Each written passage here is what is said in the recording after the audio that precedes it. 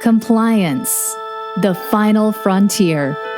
Tom Fox is the voyager of trekking through compliance. His mission? To explore the original series and seek out and share what it can teach you about compliance. Here's your host, Tom Fox.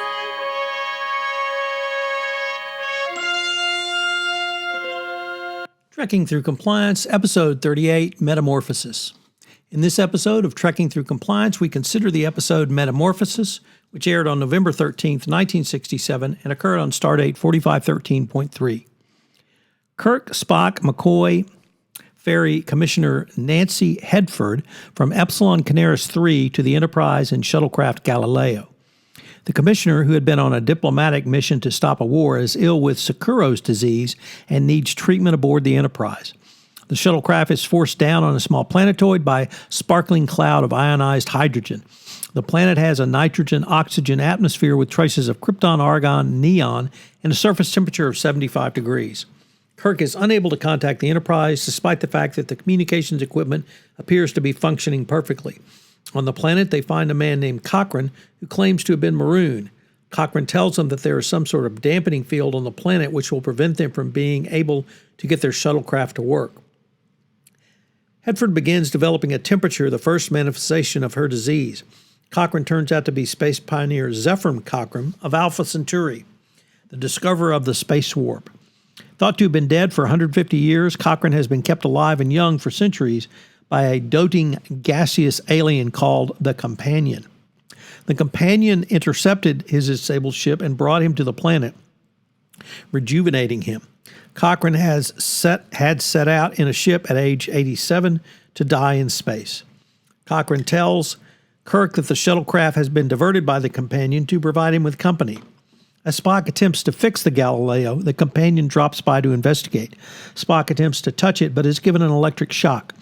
The Companion also takes this opportunity to fry the Galileo's electronics.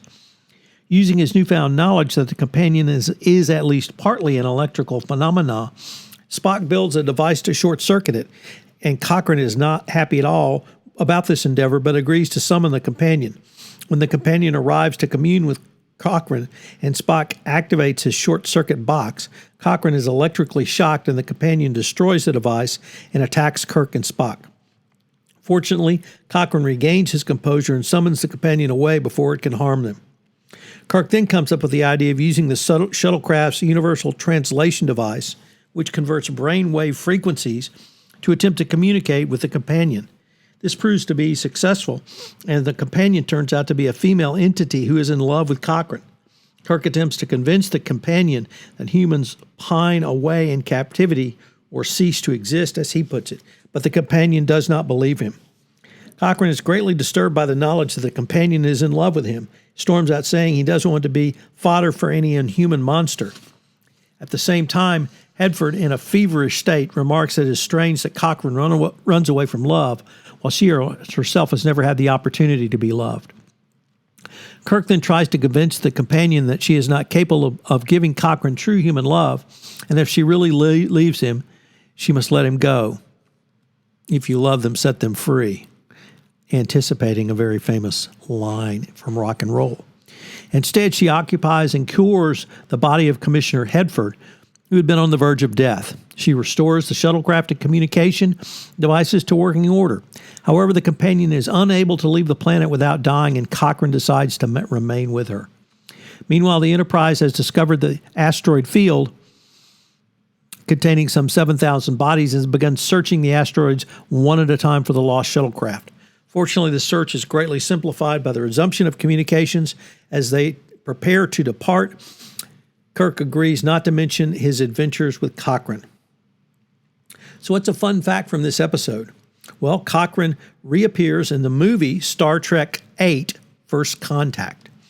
Although his personality and film are very, very, very, very different than they were in the original.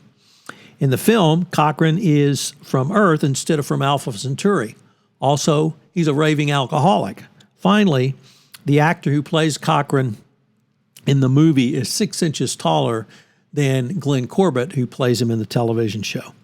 Nevertheless, he is Zefram Cochrane, so he is very well worshipped and highly regarded on planet Earth, as Geordie LaForge notes in the movie. So what are the compliance takeaways from this episode? Number one, every compliance officer, I shouldn't say that, most compliance officers had an underlying different profession before they came to the role of a chief compliance officer. In this episode, McCoy reminds Kirk that he's both a soldier and a statesman, or at least an ambassador for the Federation, and he should use those ambassadorial skills to contact the companion, which he does. Every compliance officer who's a lawyer has those legal skills, and one of the dynamic tensions in compliance is that with the legal department, who is there, of course, to defend the corporation. The compliance officer, however, is there to prevent, detect, and then remediate. So what skills are you going to use? What skills are you going to utilize if you are required to do an internal investigation? Are you going to be there to get someone, to crack a nut? What are you going to do? Are you going to do a root cause analysis? If so, are you going to be able to ask the 5 whys, or are you going to go after someone to try to get them? So you've got to use many different types of skills as a compliance officer. And if you're a lawyer, sometimes you have to put your lawyer hat aside to do a compliance job accurately. Number 2, the actions of Zephyr Cochrane after he finds out the companion is female and an alien are really antithetical to any sort of anti-prejudicial actions. It's clear he is prejudiced against an alien, particularly against an alien who has indicated that she has feelings for him. So you've got to make sure that that type of behavior does not exist within your organization. And finally, number 3, how do you select your business leaders for promotion from the compliance perspective? What was the role for Cochrane going forward? Join us tomorrow on Trekking Through Compliance, where we take up Journey to Babel. If you enjoyed this episode of Trekking Through Compliance, you can help it grow by sharing it with the biggest Trek fan you know.